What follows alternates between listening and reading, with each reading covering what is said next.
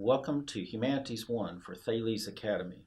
My name is Ivan Spencer, and I'm going to give you a small introduction to this course and give you an overview of all the different lectures and some of the readings and the content. I'll be professor in part of this course, or lecturer in part, but also Dr. John Stewart will be doing about 2/3 of the lectures. So Humanities I is filled with an amazing range of literature and authors. Really, everything on this list of things that you'll read in this class is on a kind of a hit list, if you will, a top 10 list.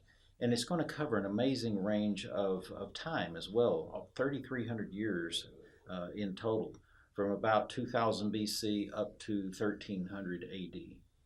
So we're going to be kind of hitting some of the highlights here as we go through some large range of time. The very first book that you will look at in this course, in Lecture 1, will be on the Epic of Gilgamesh. This is one of the oldest writings available to the whole world, really. Written somewhere back around 1800 BC, 2000 BC, somewhere in that period.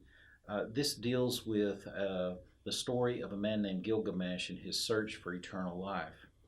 And it's a lot of wanderings, and he gets in all kinds of scrapes and everything, fights monsters and things of that nature, but ultimately will come up upon a man, or search out a man named Utnapishtim, a Noah figure, who goes through a flood and builds a boat and puts animals on it to save them and everything, and sends out the birds. There are all kinds of parallels between this epic and the Old Testament in Genesis.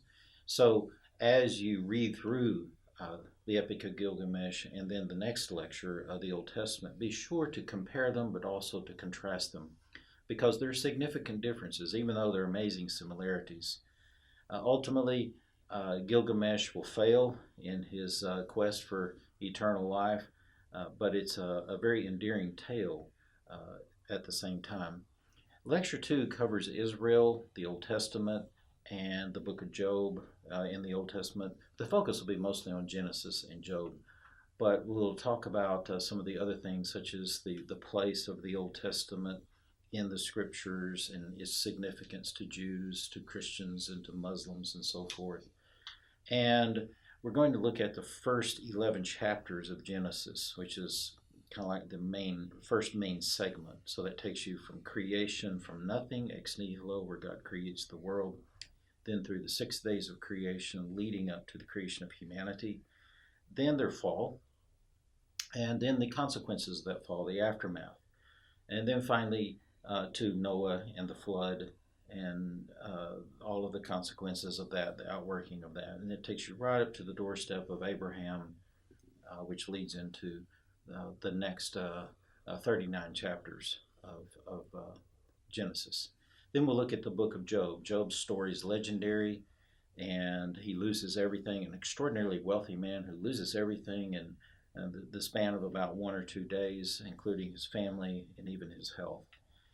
Deep theological questions are asked in this book, and answers are given. But another aspect of God's nature is explored in this book, as Job goes through some of the worst possible travails and suffering that anyone can imagine. Then the next lecture, 3, is on the Late Bronze Age, and we're going to be focusing here on Homer mostly, and the Trojan War. I'll deal with the Iliad and the Odyssey. Those will be the primary 2 pieces of literature that you'll read from. And it will also talk about other things going on at that time period, how it happens right at a transition from the Bronze Age to what is called the Iron Age. And the epic cycle, or sometimes called the Trojan cycle, a whole bunch of literature that was written, and the Iliad and Odyssey, their role in that. But we'll also go through and look at some of the events that transpire in the Iliad and the Odyssey. These are some of the most endearing works in Western literature. Indeed, Homer is the cornerstone of Western literature. He's had so much influence on all kinds of writers, all the way down to the present, really. And so many other people have tried to mimic or in some way capture the Homeric storytelling prowess. The next lecture, number 4, is on the Archaic Age of the Greek world, and we'll focus here on Herodotus, called the father of history, for good reason. Now, Herodotus in the Archaic Age stands at a transition point, moving from myth to what we would consider true historical works. So his work, the histories, kind of fall right in between. He's sort of that transitional figure who leads to good, hearty historiographical methods that we will see used in Thucydides and then later Roman historians. So a lot of people think that Herodotus' history is an enormous work, it's a very large work. It does have all kinds of amazing stories in it, and there's some myth thrown in there. But one of the amazing things that Herodotus said was, look, I don't believe these things, but I feel like I have to report them to you. And so it's important that people believe myths and that they base their actions upon those myths, he says. And so that Archaic Age, starting right around the year 600, and then down to the period of the Persian Wars, this is the main thing he's trying to explain, is why the Persian Wars happened. And this is what makes him a historian. He's trying to explain the causes for the great invasion of the Persians. And then moving on to Lecture 5, we'll start entering into the classical age in Greek history, and we'll look at the work of Sophocles called Oedipus Rex.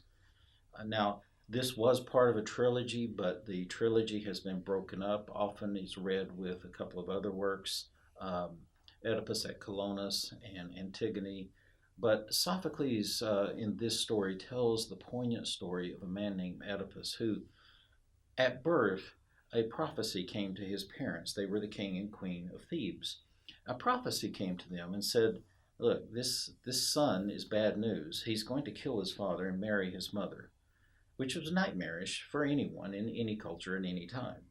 And so they decided to put him away by letting him be exposed out on a mountainside. A lone shepherd eventually has mercy upon him and decides to take him to a kingdom far, far away. So he takes him as far as he can possibly go, and he gives him to another shepherd. And then that shepherd winds up taking the boy to a king and queen in this far, far country. Well, as Oedipus was a young man, he heard the prophecy himself, but he thought that his current mother and father were the ones that were spoken of in the prophecy. So he runs away as a young man. And lo and behold, he runs back to his authentic mother and father. And he meets his father, who's a king, and meets him on a highway, on a road, and gets into a fight with him and some of his men, and he kills them. So he kills his father. He then solves the riddle of the Sphinx, which is a kind of a monster figure that has the body of a lion and the head of a woman. But the Sphinx gives him this riddle, and Oedipus, being very wise, solves the riddle, and then the Sphinx kills herself. Well, the nearby city of Thebes was grateful because they had been plagued by this monster. And so the queen of Thebes, Jocasta, determines that she wants to marry this young man. She was a widow. Turns out, unfortunately and sadly and tragically, of course, that it's his mother. And so the story goes. I won't tell you anymore simply because you need to read it for yourself. But this, the idea here, so many themes are going on here. And Freud, of course, will later take these and run with them and talk about Oedipus complex, okay? We'll see that in Humanities II when we get to Freud. But anyway, the idea is that you can't run from your fate. If you run from your fate, you run right into its arms. And so this is part of the Greek worldview. Lecture 6 takes us up to we're staying in the classical period here for a while because so many things happen. But we're looking at Thucydides and his great work, the Peloponnesian War. Now, after the Persian War ended, there was the Athenians built up a big navy. They were the ones that had won the war against the the Persians. And so they built up a big navy and started building an Athenian empire. And they started to get too far, too heavy handed with their power. And this threatened the Spartans to the south, another Greek tradition that actually they came from another group of people, the Dorians. And so the Spartans began to feel like that Athenian power is too much, and so a civil war is going to ensue when the Spartans decide to attack Athens. Now, this civil war goes on for about 27 years, has two periods, two phases in it, and Thucydides tells us in this work a great deal of it. Now, what makes this historical work so important is that he starts recording history and using historiographical methods that are much like what we use today in the modern world. And so he's made a transition from Herodotus's mix of history and myth to a pure history. Thucydides doesn't tell us any myths and so forth and so on. And so he's made a transition there. Roman historians will follow his methodology, as will guys writing the New Testament, such as Luke in the Gospel of Luke in the book of Acts. Next, we'll move on to Plato in Lecture 7, Classical Greek World again. And here we're going to look at Gorgias and the Apology. Now, Plato is probably one of the most important thinkers in all of Western history. As the great philosopher Alfred North Whitehead said, that the safest way to summarize European philosophy is that everything is a footnote to Plato. And there's so much truth to that. So Plato's ideas will be presented through these two works. Now, the Apology is really about Socrates, and it's about his last days, about his trial and what happens in his trial when he's found guilty of atheism and corrupting the youth. And so it's sometimes called his swan song. Next, we move on to Lecture 8. Again, still in the classical world, but we'll look at Plato's disciple, or his student, Aristotle, and we'll look at his Nicomachean Ethics. Now, Nicomachean Ethics is very important for the whole study of ethics because it crystallizes a form of ethics known as virtue ethics, sometimes maybe called classical ethics as well. But virtue ethics is typically the way it's referred to. Aristotle, with his highly analytical mind and methodology, anything he looks at, his whole corpus of works, he is very good at analyzing and picking it apart into the smallest logical units and then dealing with each one of them in a systematic way. And so Aristotle is going to become a paradigm, not just for ethics, but for all kinds of fields of inquiry, all kinds of academic disciplines, really down to the present, and especially in the medieval university as it emerges. But Nicomachean Ethics, it presents to us a system of ethics that focuses on character development. In other words, it doesn't give us lists of what you should do and what you should not do, do's and don'ts. It gives you really a list of virtues and traits that you should exude in your life, like courage, for example. But then it focuses on how do we know when we're courageous, or how do we know when we're a coward, or how do we know when we've gone too far and even become rash in our actions. So he gives a famous doctrine called the doctrine of the mean, to avoid the extremes and to find a moderate middle ground. And so this is going to leave a long-lasting impact on the study of ethics. In Lecture 9, we'll move on to the Roman Empire. And here we're going to be looking at another epic poem called the Aeneid, written by Virgil, the great Roman poet. Now, the Aeneid is almost like a Roman Bible, if you will. It really encapsulates and crystallizes Roman culture. And it tells the story of a man named Aeneas. Aeneas was one of the Trojan princes in the Trojan War, and as the city was burning, as the Greeks captured the city by the design of the Greek horse, the wooden Trojan horse, as they are burning the city and ravaging it, Aeneas is able to escape the city with some of his family members. And so he is given a task by the gods to go and establish a new city. It kind of echoes like Abraham in the Bible, who was also given the task to go found a new civilization. Anyway, Aeneas is sent to wander, and he wanders around the Mediterranean world, much like Odysseus, for a long period of time, trying to find the place that fits the prophecy about his new city.